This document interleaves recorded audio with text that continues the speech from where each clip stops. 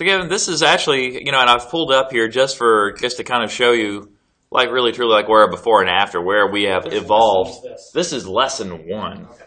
So this is literally the first time you ever came in. Sorry for the graininess of the video, but we would see, setup not necessarily that great.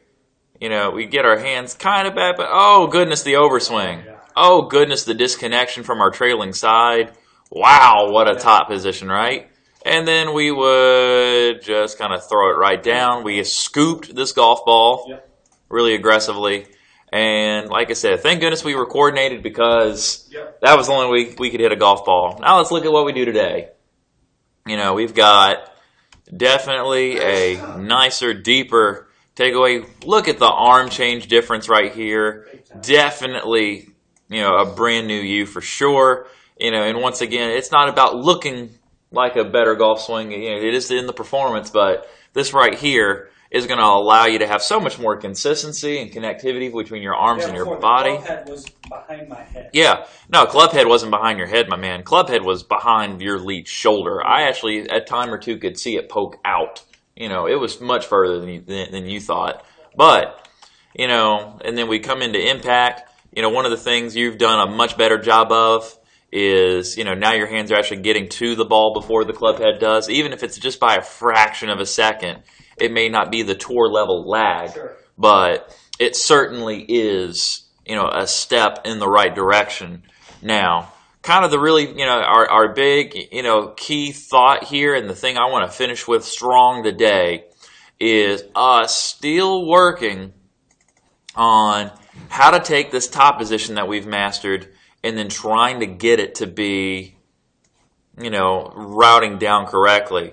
And I know this has been our nemesis, and this is what I would suggest that you, work on very strongly as we go forward, is the laying off of that shaft. I know this is something we've worked on, but if I were just to really quick, I'm going to draw elbow planes for each. Here's your elbow plane here, elbow plane here. All right, let's go top. So I love how deep your hands are getting. Butt into the club, when I see it on the elbow plane, that's excellent. You're going to see, better players who have good draw motions like Zach Johnson, Hunter Mahan get in that position. You see why Spieth is a little unusual. That little bent lead arm, hands get really high. Once again, his hands drop very aggressively downward. Hands are now going to get on the plane. But the biggest thing I want to show you is that butt into the club the head of the golf club, because the shaft is dropping, gets underneath that elbow plane.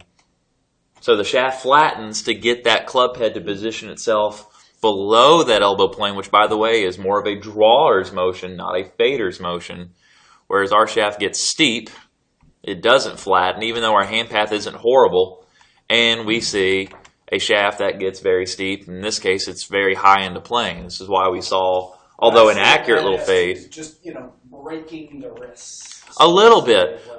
But once again, it's all about how you move, really, truly. It's how the hands move. Instead of moving down, storing energy to then turn onto the ball, your hands are immediately moving out. And yes, you will end up wanting to dump the wrist after that point. But let's talk. Let's show you some ideas. What can we do to, take what we've learned, have all the information we need, and try to, at the bare minimum, maintain all the hard work we've done.